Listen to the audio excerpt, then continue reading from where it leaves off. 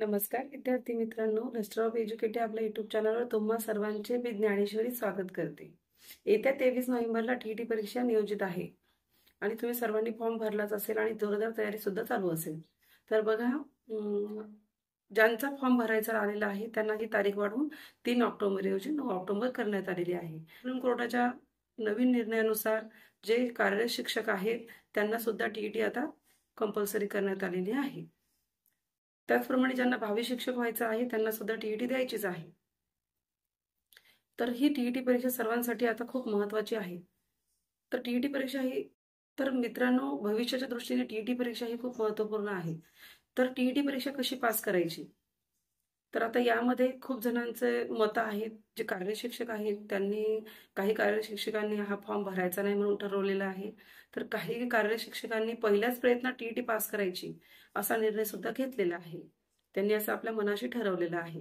तर असो, आपला महत्त्वपूर्ण विषय आहे की टीईटी परीक्षा कशी क्रॅक करायची, पहिल्याच प्रयत्नात आपण टीईटी परीक्षा कशी पास करू शकतो, हाच महत्त्वपूर्ण विषय घेऊन मी आजच्या व्हिडिओमध्ये तुमच्यासाठी आलेली आहे। 2013 साली मी पहिली टीईटी परीक्षा दिली आणि मी पहिल्याच प्रयत्नात 2013 ची टीईटी पास झाली।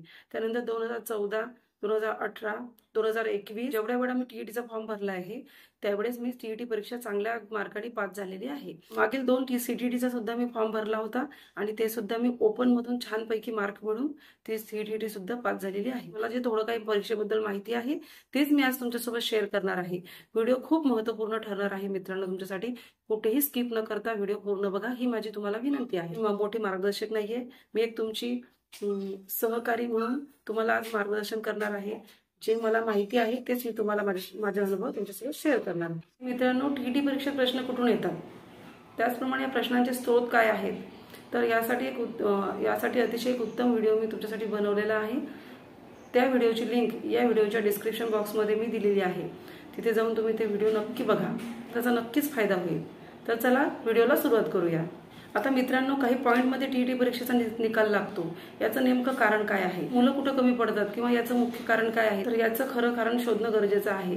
तर याचं खरं कारण काय आहे, जे शिक्षक टीईटी परीक्षेची तयारी करतात ते आपल्या जे बेसिक अभ्यासक्रम आहे त्याकडे दुर्लक्ष करतात, जे प्रमुख पाठ्यपुस्तक आहे त्याकडे दुर्लक्ष करतात। त्यामुळेच ह्या परीक्षेचा निकाल खूप कमी लागतो। आता ही परीक्षा पास होण्यासाठी तुम्हाला काय करणं गरजेचं आहे, अतिशय कमी वेळात आणि सुटसुटीत शब्दात मी तुम्हाला हे समजावून सांगणार आहे।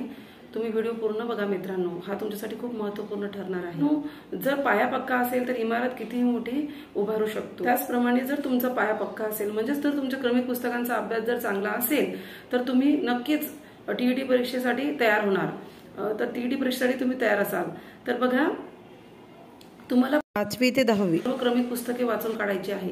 मग ती मराठी असो, भूगोल असो, इतिहास असो, नागरिकशास्त्र असो किंवा इंग्लिश असो।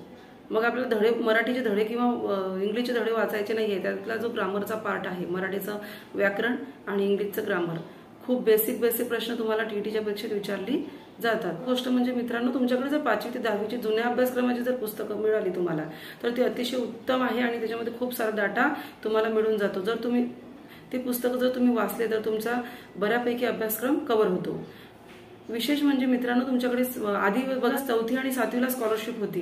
जर 4थी आणि 7वीची जर तुम्हाला स्कॉलरशिपची पुस्तकं मिळाली तर त्यामधलं सामाजिक शास्त्र, बुद्धिमत्ता गणित तुम्ही नवीन 5वी आणि 8वीच्या गाईडमधून करू शकता।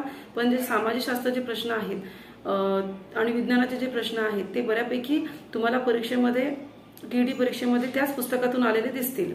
तर तुम्हाला ती पुस्तके मिळाली तर नक्की तुम्ही वापरू शकता। जर ती जुनी पुस्तके मिळाली तर तुम्ही नक्की ते वापरा आणि ते पूर्ण वाचून काढा। त्यानंतरचा महत्त्वाचा मुद्दा आहे मित्रांनो, अभ्यासक्रम तुमचा तोंडपाठ असला पाहिजे।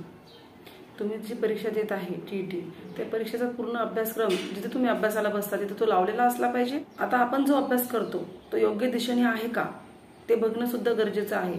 आपण जे स्त्रोत वापरतो म्हणजे आपण परीक्षेसाठी जे पुस्तकं वापरतो ते योग्य आहेत का, किंवा आपण जो स्त्रोत वापरतो आहे तो आपल्या परीक्षेसाठी उपयुक्त आहे का, हे कसं ठरेल, हे कसं समजेल मित्रांनो। आणि तुमच्या परीक्षेला त्याचप्रमाणे तुमच्या अभ्यासक्रमाला एक योग्य दिशा कशाने मिळेल, तर ती आहे प्रश्नपत्रिका। तर तुम्ही जर प्रश्नपत्रिका सोडवल्या तर मित्रांनो तुम्हाला मी सांगते, जर तुमच्याकडे आतापर्यंत 2013 पासून 2021 पर्यंत किंवा 2024 पर्यंत जेवढ्या काही टीईटी परीक्षा झालेल्या आहेत त्या प्रश्नपत्रिका कंपल्सरी तुमच्याकडे असल्या पाहिजे। आणि त्या तुम्ही सोडवल्या पाहिजेत. फक्त सोडून उपयोग नाही मित्रांनो, तर त्याचं विश्लेषण सुद्धा तुमच्याकडे असलं पाहिजे. तर तुम्हाला जर गणित कठीण जात असेल तर तुम्ही मागील सर्व प्रश्नपत्रिकेतलं गणित सोडवा. बऱ्यापैकी तुम्हाला या परीक्षेसुद्धा त्याचप्रमाणे जे परीक्षा होणार आहे त्यातलं गणित आणि मागील ज्या प्रश्नपत्रिका झाल्या आहेत त्यातील गणित यात तुम्हाला नक्कीच साम्य दिसेल. तुम्हाला 100% गॅरंटी देते मित्रांनो, जर तुम्ही प्रश्नपत्रिका जर व्यवस्थित केल्या तर तुम्हाला 100% या परीक्षेत यश मिळेल. याचे 2 फायदे आहेत. जर प्रश्नपत्रिका नीट केला तर अभ्यासक्रम पण लक्षात येतो आणि तुम्ही जे परीक्षेसाठी पुस्तक वापरतायत ते योग्य आहेत की नाही, म्हणजे त्यातून प्रश्न आलेले आहेत का टीईटी परीक्षेसाठी आधी, ते तर तुमच्या लक्षात येईल. सर्वात महत्त्वाचा प्रश्न म्हणजे आता टीईटी परीक्षा पास करण्यासाठी क्लास लावावा का? तर क्लास लावला तर तोटा असा काही नाही, परंतु ज्यांच्याकडे खूप वेळ आहे त्यांनी नक्कीच टीईटीचा क्लास लावा. कारण की आजपासून जर तुम्ही विचार केला तर तुमच्या हाती 1.5 महिना आहे. 23 नोव्हेंबरला ही परीक्षा होणार आहे. कदाचित त्याची तारीख वाढवू शकते, परंतु सामान्यतः तुम्ही 1.5 महिना पकडून धरा. तुम्हाला 1.5 महिना मिळतो, तर तुम्ही 1.5 महिन्यात व्यवस्थित त्याचं नियोजन करणं गरजेचं आहे. फक्त तुम्ही जर क्लास केला तर क्लासमध्ये तुमचा खूप वेळ जाईल. जर तुम्ही ही परीक्षा सेल्फ स्टडी करून जर स्वतःहून पास होत असाल तर क्लास लावण्याची काही गरज नाही. सेल्फ स्टडी करून ही परीक्षा तुम्ही 100% पास करू शकता मित्र. मी कोणताही क्लास न लावता आतापर्यंत परीक्षा पास झालेली आहे. त्या अनुभवावरून मी तुम्हाला सांगू शकते. सर्वात महत्त्वाची गोष्ट म्हणजे या परीक्षेसाठी कुठली पुस्तके वाचली पाहिजेत. तर मी विषयानुसार तुम्हाला पुस्तकं सांगते. मराठीसाठी तुम्ही बेसिक पुस्तकं, मराठीसाठी मित्रांनो तुम्ही बाळासाहेब शिंदे आणि मोरा वाळंबेचं पुस्तक तुमचं तोंडपाठ असलं पाहिजे, त्यातलं शब्दार्थ सगळे पाठ वाचले पाहिजे. त्याचप्रमाणे तुम्हाला मोरा वाळंबे सरांचं एक शब्दार्थाचं पुस्तक सुद्धा मिळून जाईल. त्याचप्रमाणे गणितासाठी तुम्हाला सगळं बेसिक गणित, यामध्ये तुम्हाला स्कॉलरशिपच्या 5वी आणि 8वीची स्कॉलरशिप वापरायची आहे. आणि सचिन ढवळे सरांचं किंवा कुठलंही एक पुस्तक तुम्ही वापरू शकता संदर्भ म्हणून. त्यानंतर बुद्धिमत्तेचे 8वीची स्कॉलरशिपची पुस्तकं आहे, त्यातील बुद्धिमत्ता चांगल्या प्रकारे अभ्यासा आणि एक कुठलंही संदर्भ पुस्तक तुम्ही वापरू शकता.